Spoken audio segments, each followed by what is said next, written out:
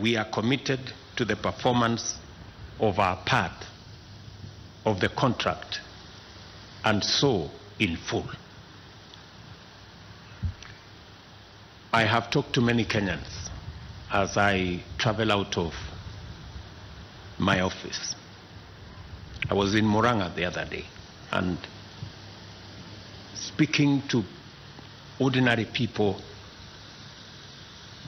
they have confirmed that they do not want their country saddled with unnecessary punitive debts. They were very clear to me. And they have committed that, yes, they are going to pay taxes, but they demand, and rightfully so, delivery of every service that is due to them, and that nobody steals their money. That they were unequivocal.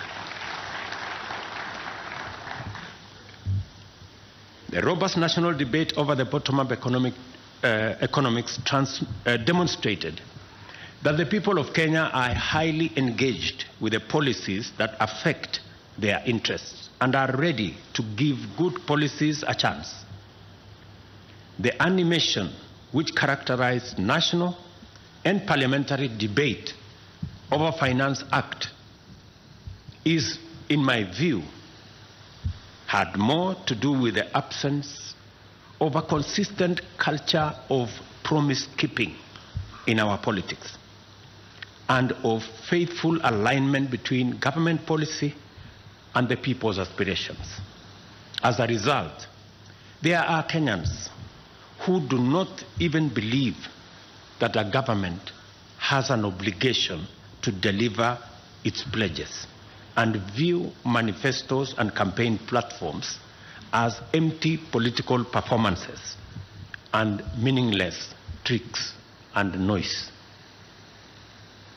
You know, because for a very long time, we've made campaign pledges to be what you say looking for votes when you don't actually mean to deliver on them.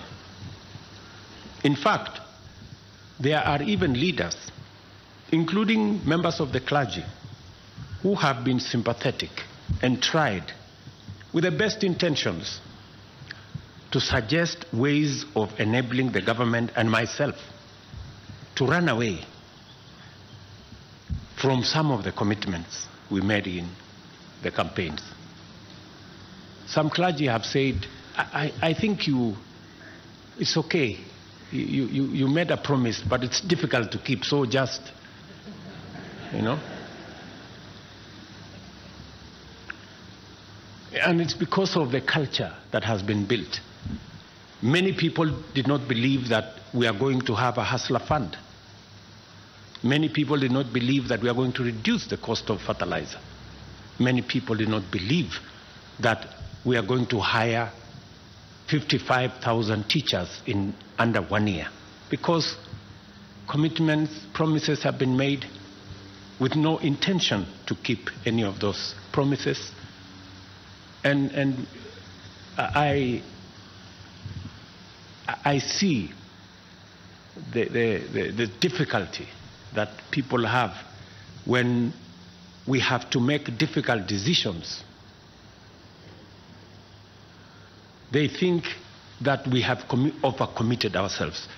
I want to tell the people of Kenya, the commitments we made, the promises we made, we will keep each and every one in full.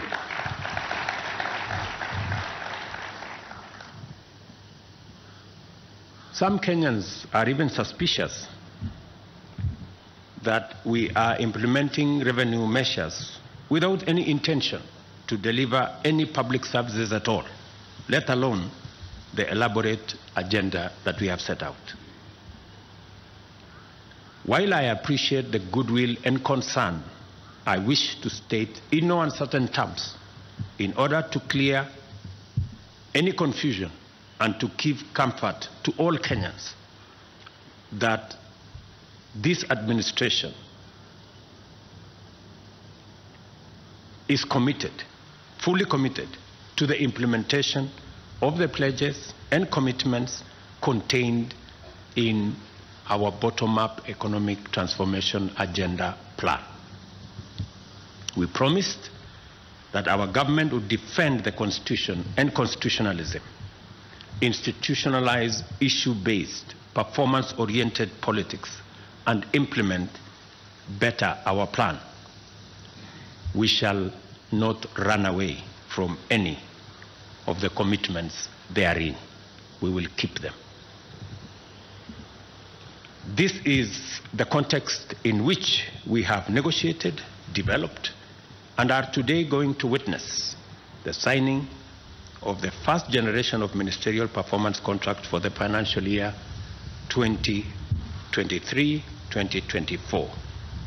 Performance contracting in the government of Kenya is now in its 20th year of continuous implementation, and over that time, the performance contracts have evolved into a robust tool employed by government for measuring the performance of ministries, departments, and agencies in serving the people of Kenya. I don't know whether it is because these performance contracts have been going on for 20 years that many people maybe mistakenly think that it is a ritual. And that is why people resort to the old incompetent excuses that there was traffic, for them not to be in a public, the most important public function. We have a job because we have a contract. If you cannot keep time with your employer, you have basically dismissed yourself. I mean, it's just as simple as that. So, for those who came late, who are members of the executive, I will be expecting a written explanation, and it should not include matters of traffic, on why they do not take these performance contracts seriously. Because if you do not take this performance contracting seriously, it means we do not take the contract with the people of Kenya on performance seriously. And that can be a very serious indictment on anybody.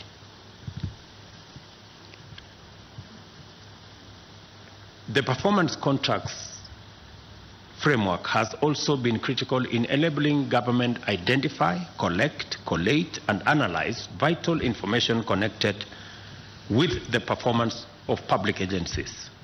The overall result of this is that government decision-making has become increasingly evidence-based, and public officers have become increasingly aware of their accountability for actions and omissions, achievements and mistakes. We have resolved to enhance the overall performance management framework and to leverage its tremendous potential by incorporating the actualization of the better plan, the government performance contracting and delivery mechanism. Our objective is to achieve the highest levels of efficiency and effectiveness in the delivery of public services, ensure accountability in the utilization of public resources, improve the mechanisms of service delivery, realign public agencies with their core mandates, and accelerate the completion of programs and projects. We are here to declare our intention to implement our commitments, serve Kenyans, and to do so in a highly systematic manner. Our performance shall be robust. Our purpose is to make sure that the stewardship of public authority and resources will be responsible, transparent, and accountable. We desire to actualize the twin mandates of citizens' rights and government's obligation by governing well in a people-centric, results-oriented manner. We have made sure that every ministry, department, and agency has aligned their performances and policies with the fourth medium-term plan of the Kenya National Vision 2030, which now incorporates key government priorities under the 5 better pillars. It is now a fundamental duty of cabinet secretaries, principal secretaries, chief executive officers of state corporations, and the principals of tertiary education institutions to implement obligations under their performance contracts by taking every measure to execute key government priorities on time and with the allocated resources. In keeping with our commitment to deliver, the performance contracts have been perfected through a rigorous process of vetting key priorities and ring-fencing their funding through the National Treasury. Every instrument that shall be derived from these contracts for implementation by MDAs must replicate this model, and it shall be the duty of cabinet secretaries to ensure full implementation and conformity. As I stated in April, during the launch of Performance Evaluation Report, performance management shall be implemented throughout government, and no public institution funded through the Exchequer will be exempt. You will recall that in our manifesto, we set out the principles that would guide the implementation framework of the bottom-up economic transformation agenda, which is prioritization, sequencing, and financing. Today, we are translating this aspiration to actionable instruments and at the same time unpacking them into the following commitments. Absorption of allocated funds, including externally mobilized resources. And we have indicated in the performance contract, which every minister has a copy, and I also have a copy. So it will be easy for us to know who is doing what and who is not doing whatever. Measures to reduce the levels of pending bills. You know what we need to do about pending bills. Digitization of government services. I already asked every minister, every PS to make sure their ministries, state departments, parastatals, agencies under them work with the ministry responsible, ICT and Interior, to make sure that we use this, the digital platform, for purposes of efficiency, for purposes of ease of delivery of those services, and making sure that all public resources are accounted.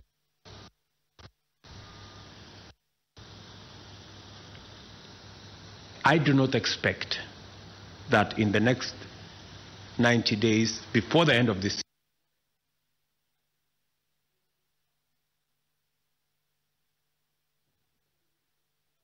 manual framework. I do not expect. Every government service must be not just on the digital platform, it must be delivered on the digital platform. From first today, I do not expect any other pay bill for any government agency except what we agreed, a government pay bill that will be manned by Treasury. I hope we are all clear. We did agree that all other pay bills will be shut down.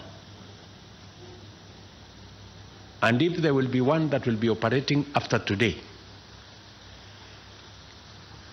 let me not say beyond that, right?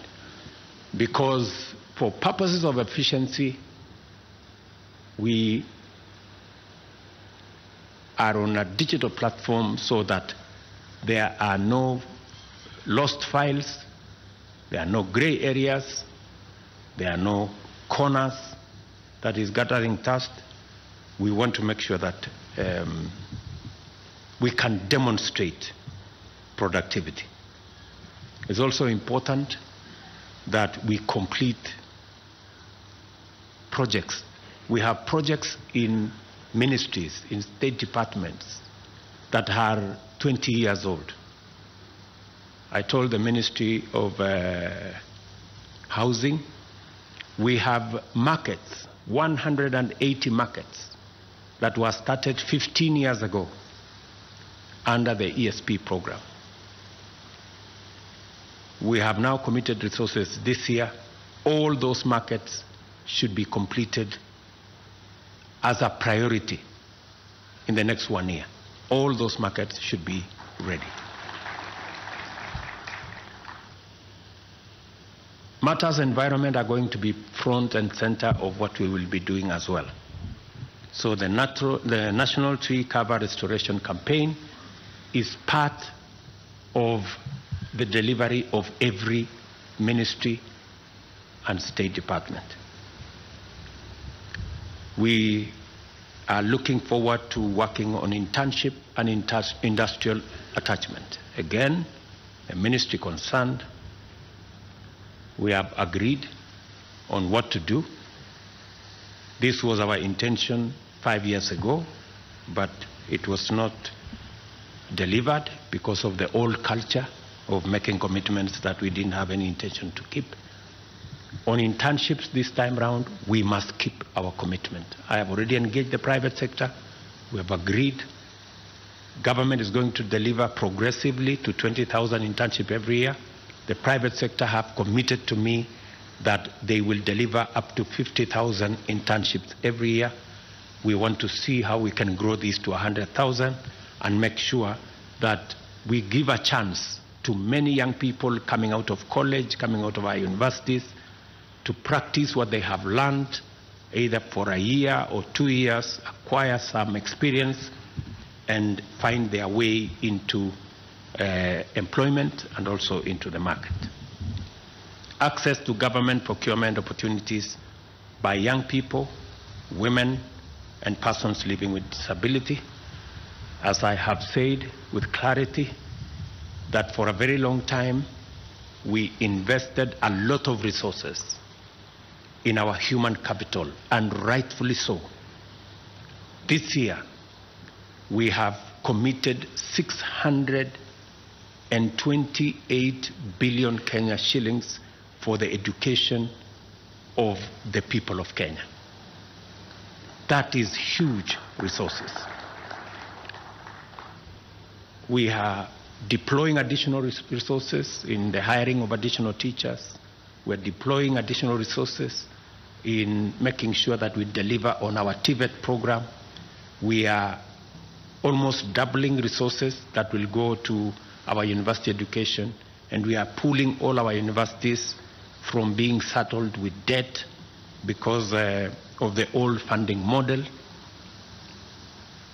But different from the past, this year, we not only have a program on education and training, we also this year have a program on what happens when our children come out of college, come out of school, and come out of our universities. That's why we have clarity on how we are going to create jobs this year. We have clarity that we are going to have a clear plan on how to create jobs. And I expect that every ministry and every department will be aligned, whether it is our housing plan to create 1 million jobs, whether it is our digital space and digital jobs and Ajira and ICT hubs to create digital jobs, whether it is the Ministry of Labor working with the Ministry of Foreign Affairs and all other departments that work with human capital development in that space for our foreign employment opportunities, targeting another 1 million or so jobs. That whole ecosystem is now going to be part of what we must deliver as government. We must deliver the jobs as much as we are delivering on education and training.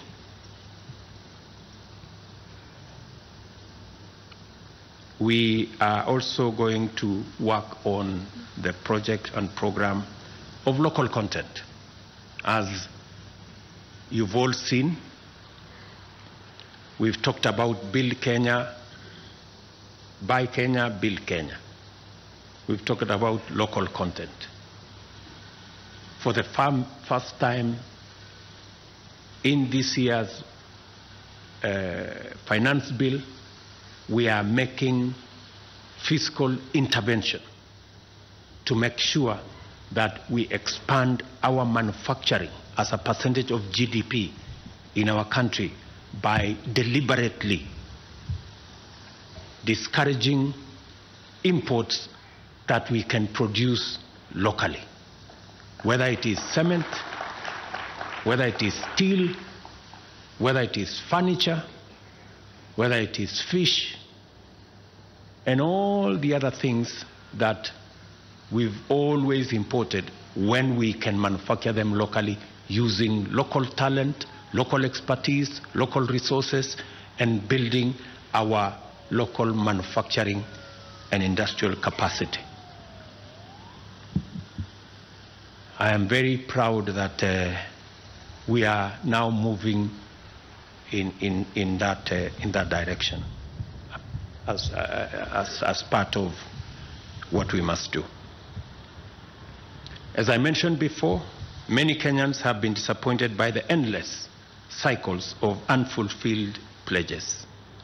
Because of our long history of white elephant projects and corruption scandals, some see these commitments as vendor-driven kickback rackets, disguised conspiracies to embezzle public funds. There are people who are listening to us out there. When they hear we are going to do CAIPs, County Aggregation Industrial Parks, they hear we are going to do markets, we are going to build this road, we are going to deliver on that dam, they think it's an opportunity for them to go and steal public money. I want to tell you in broad daylight, eyeball to eyeball, that will not happen. Please, good people. Yes. I have had a heart-to-heart discussion with my cabinet. I want to do the same with the rest of the government bureaucracy from PSS down to directors. It will not be business as usual. I made a commitment to the people of Kenya that there will be no money to steal. There is only money to deliver on the programs, on the projects, on the aspirations of the people of Kenya.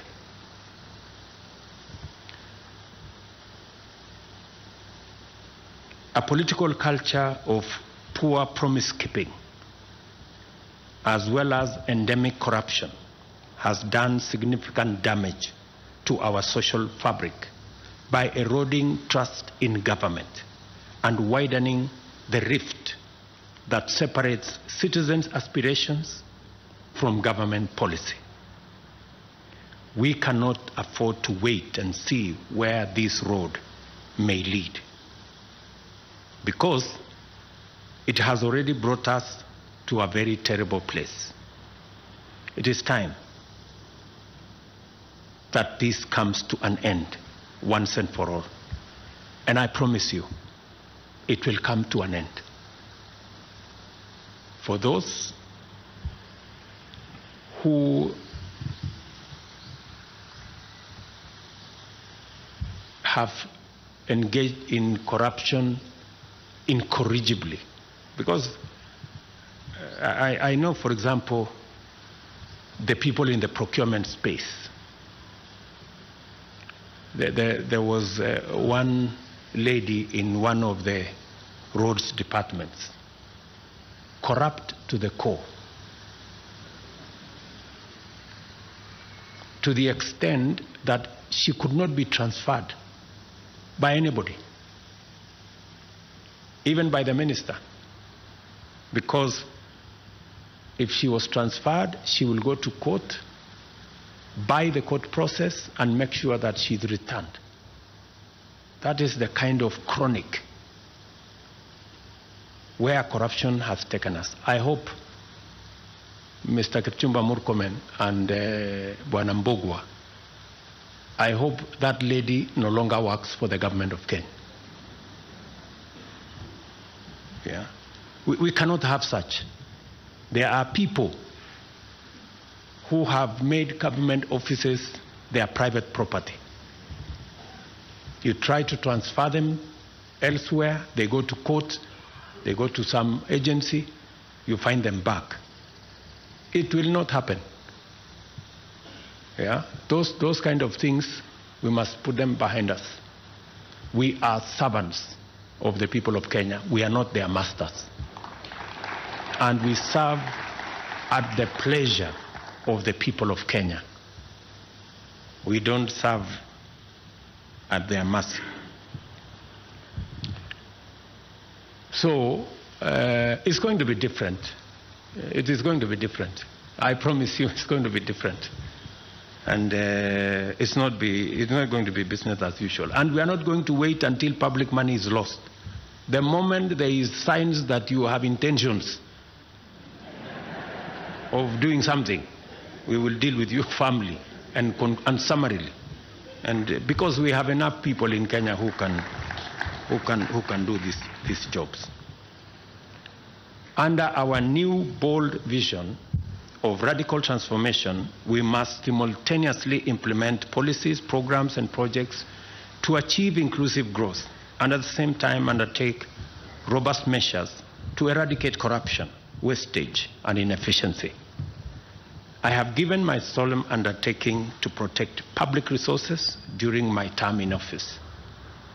I shall be held to account for the good performance of our country, delivery of our commitments, and the stewardship of public resources. I intend, by all means, to keep a good account of each of these mandates. I ask for your assistance, and all of us to commit to make sure that we don't disappoint the people of Kenya. In order to do this, I shall hold every officer serving in government, beginning with you people seated here, to account for both their performance in service delivery and stewardship of public resources. I shall deal with cases of negligence, misappropriation, embezzlement, theft, or other misconduct or corruption in relation to public resources summarily and decisively. You are hereby duly notified. I have high expectations of you because I am confident that by now you are familiar with the workings of government, accustomed with our work rate, and fully aware of our intention to implement all our commitments. I speak to many of you on phone. Many times I call you to my office, we interact in different places. I ask you questions, you know that, on programs, on projects.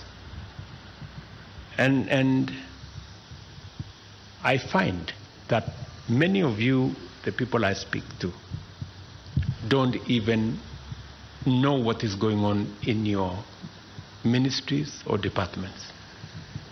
You have very scanty information. The moment I know more than you in your ministry, then you must begin to understand that something is very wrong. Because by constitution, you are supposed to advise me. Explain to me how you are going to advise me if you have less information than I do. Who is going to be advising who? I call many PSs. You ask them what's going on here. They have no clue. And this is your department. That is the job that you have. You are not a messenger. You are not a security person. You are not a photographer. You are not a watchman. You are the PS or the minister. And the job of the minister and the PS you don't know, or you don't have information. How do you run a ministry or a department or a parastatal if you have no information? That is the highest level of incompetence. So please, take time, read. There's a lot of literature on your desks. There's a lot of briefs from departments. There are a lot of briefs from all manner of places. Read. I take time myself to read, because it's the only way you can have the correct information for you to be able to make the right decisions. You can never, I promise you, you can never make the right decisions if you do not have the correct information. It will all be a game of guesswork. Get as much. We have many good officers. They send us briefs to our desks. You know, but because of whatever reason, people don't want to read. They don't want to understand what's going on in their state departments or ministries or where they're supposed to be doing. So please, let me ask you, I get a lot of feedback from the public.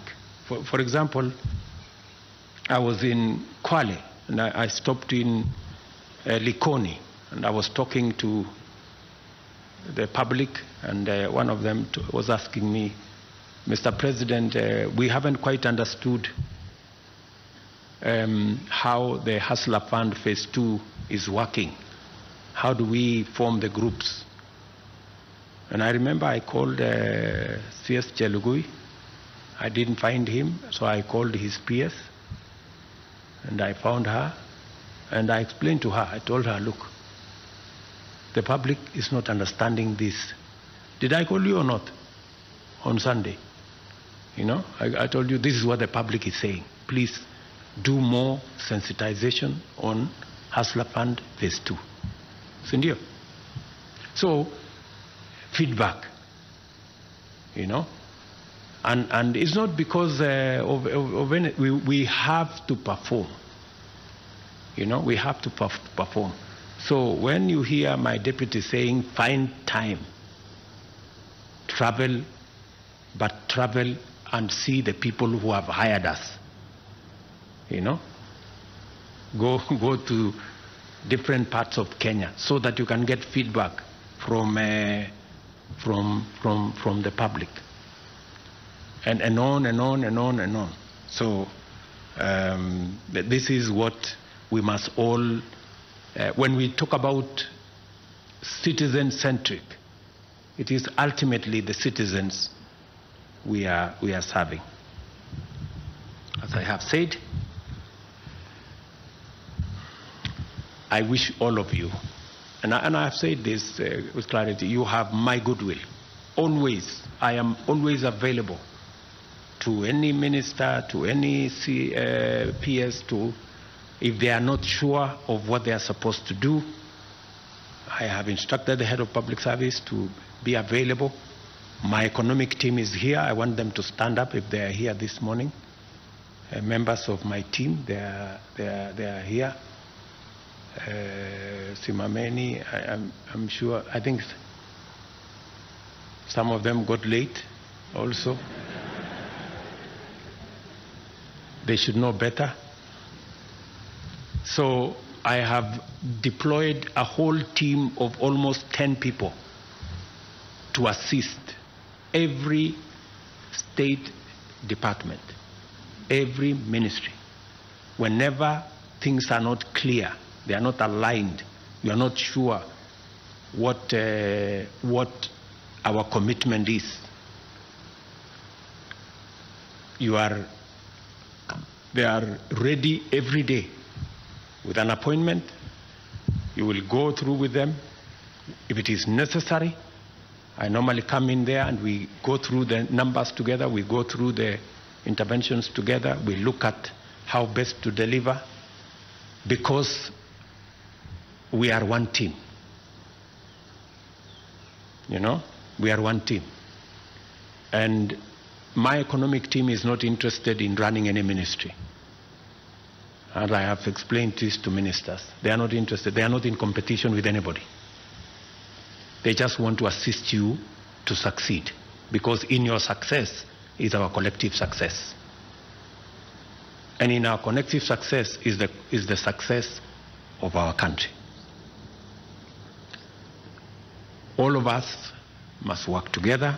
I expect that the other arms of government will work with us in a collaborative manner.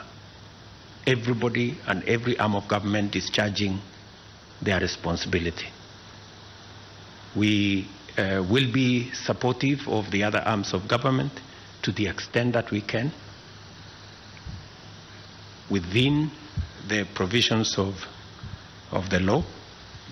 I remember on my first day on the swearing in into office, I made a commitment that our country is going to be anchored on the rule of law. That rule of law is going to be front and center. And that is why we got rid of the culture of extrajudicial killing. And we disbanded the notorious criminal gang that was in the police that presided over those criminal activities. And I intend that the country will continue in that trajectory of the rule of law. I dare say that we did not get rid of extrajudicial killings that caused the loss of close to 200 Kenyans, that ended up in Yala River, that ended up in Tana River, that ended up in Abadeas, so that we can entertain another culture of impunity, of past, present, and other leaders using violence as a currency for politics in Kenya, and in so doing, occasioning the loss of life of other citizens. That cannot be. The same way we said no to extrajudicial killings, we have said no to violence as a means of politics in Kenya. We can discuss all other matters, but violence must not be in the equation of our politics as a country. And so tuendelee namna hiyo, tuko pamoja kabisa. Mimi nawatakia heri sisi wote tulio hapa. Vile nilisema pale mbeleni, tuko na nafasi mzuri sana kama taifa kubadilisha taifa letu la Kenya. Na sisi tulio hapa kama viongozi wa serikali kwa sasa, tuko na jukumu la kihistoria ya kubadilisha Kenya. Ndio tumesema katika mpango wetu tuwe na mpango kamili ya kuhakikisha ya kwamba tuko na food security, tunazalisha chakula. Na mimi nawashukuru wakulima wa taifa letu la Kenya, ni wazalendo wa ajabu. Mwaka huu kazi wakulima wamefanya haijawahi kuonekana. Ndio tuzalishe chakula we can actually double our food production in Kenya and eliminate the shame of hunger in Kenya. Vile vile tuko na mpango kamili, mpango mzima wa kuzalisha ajira katika taifa letu la Kenya, kupitia mpango wa housing, kupitia mpango wa digital jobs, mipango mingine ya kuzalisha ajira na vile vile kukuza uchumi wa taifa letu la Kenya, ndio tuongeze mapato, tuondoe umaskini. That plan, we have a historic moment to achieve it, and I am trusting you as the senior most team to provide leadership, working of course with our development partners and all the other good people that are working with us. I therefore remind you to pursue and maintain the highest professional standards and observe the principles and values of public service under Article 232(1) of the Constitution. I also encourage you to keep a copy of this performance contract in sight at all times, to anchor your reflections and to focus your intentions and your actions, so that we can all have a good account of ourselves a year from today. I wish you success in your work, good people, and look forward to presiding over the release of the results of your performance at the end of this financial year. Asanteni sana. Thank you very much. God bless you, and God bless our great country, Kenya. Asanteni sana. Thank you. Let us all rise and finish with the national anthem.